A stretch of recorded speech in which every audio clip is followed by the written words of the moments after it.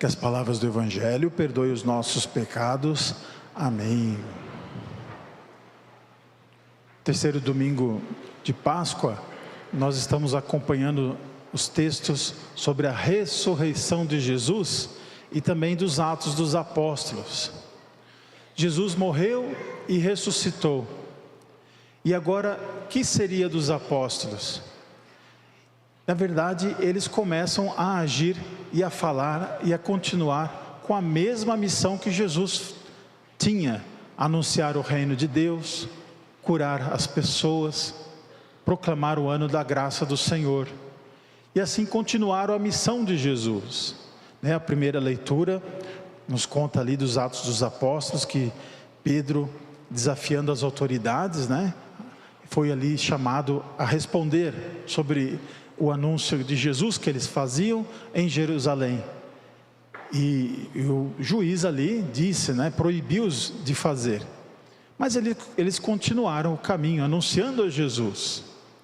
É interessante que na nossa igreja, o mais importante não é ganhar gente, não é?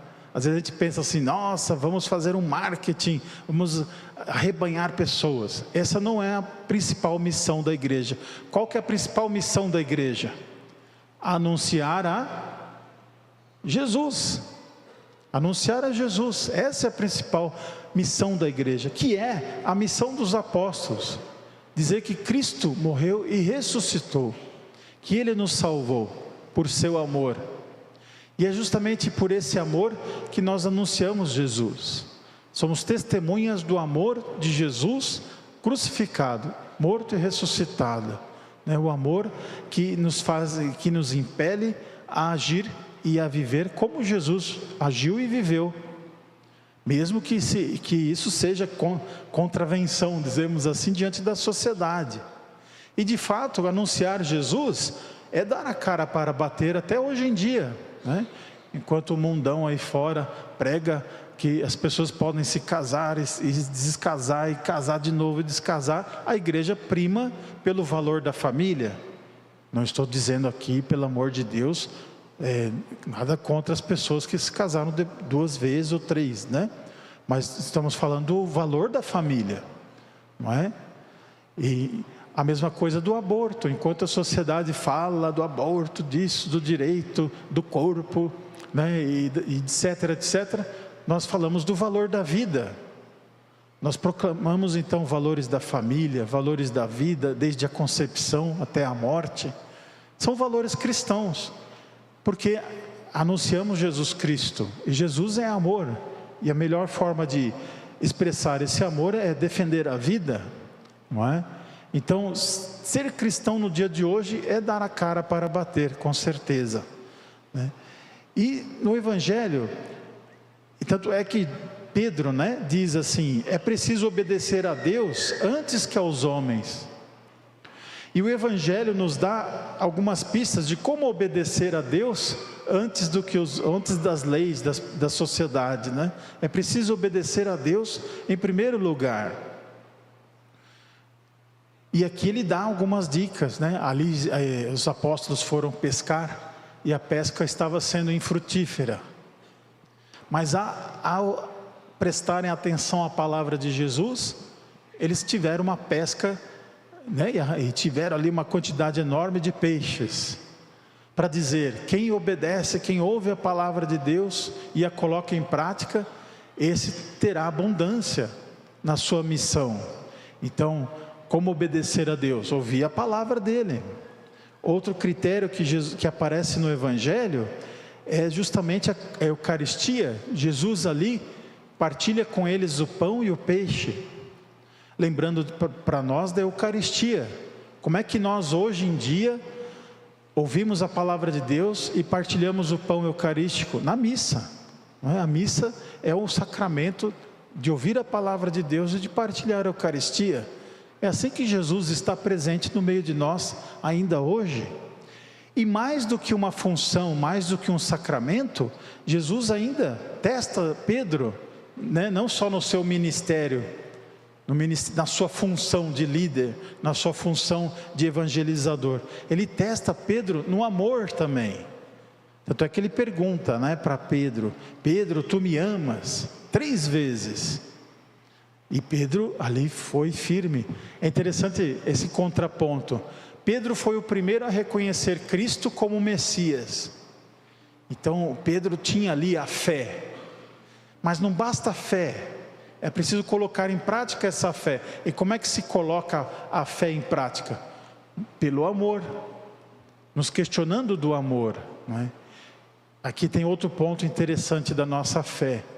Às vezes a gente pensa em Deus como todo-poderoso, e de fato Deus é todo-poderoso. Mas antes do poder de Deus, o que vem antes do poder de Deus? Como é que Deus se revelou para nós cristãos? São João fala ali na carta dele: Deus é amor. Deus é amor. Deus ama Deus Pai, ama Deus Filho ama Deus Espírito Santo. Os 3 se amam tanto e são um amor, não é? Deus é amor, e o poder de Deus está justamente no amor que Ele é. Então, para nós cristãos, antes do poder vem o amor.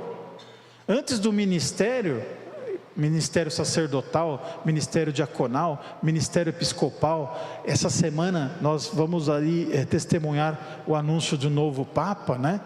Mesmo do Papa, é um ministério, é um serviço. Antes de ele ser Papa, ele precisa ter o quê? Amor. Se ele não tiver amor, nada adianta, não é? É isso que Jesus está dizendo quando ele questiona Pedro: Pedro, tu me amas? E Pedro ali, ele de certa forma, ele disse: sim, eu amo, não é? Então ele teve fé, e mais do que fé, ele teve amor.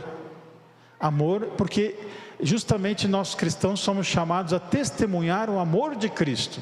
O amor de Cristo na cruz. Quando você olha a cruz, a gente não olha só o Cristo crucificado ali. Nós olhamos o gesto de amor de Jesus por nós. Esse amor de Jesus é que nós olhamos na cruz. Não é um instrumento de morte apenas. Não é apenas um crucificado. É o amor de Jesus ali por nós.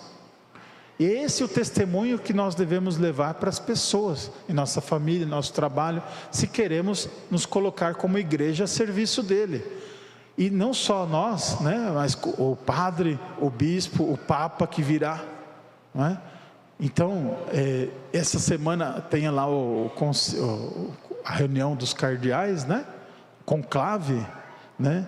E eles vão analisar justamente isso. Não só alguém que é bom de marketing, não só alguém que é bom politicamente falando, mas alguém que é capaz de testemunhar o amor de Cristo. É a principal prerrogativa para ser qualquer coisa de liderança na igreja. Se a pessoa é capaz de amar, não é? É preciso ser capaz de amar. Então, que nós coloquemos nessa semana esse evangelho na prática, colocando e orando pelo próximo Papa, para que ele tenha essa qualidade que teve Pedro, de amar, né? E não só fé, mas amar também.